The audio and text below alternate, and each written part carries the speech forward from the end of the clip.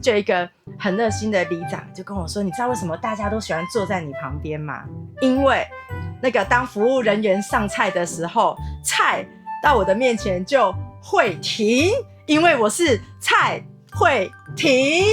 我姓蔡。然后小时候国小绰号大家就会叫你菜鸟、菜鸟、菜叫，然后叫到后面我觉得好像越叫越菜，这样不行，那干脆改名叫蔡小鸟、小鸟、小鸟，然后就一路从国小到现在。我是小鸟伊人嘛，大家都说小鸟伊人，但是不瞒大家说，我真的是伊人哦，是 ENFP 在这个 MBTI 里面就是所谓的竞选者，怎么会这么的刚好呢？对，那就是一个快乐小狗话捞子，所以我是一个非常喜欢分享的人。我还有一个绰号叫做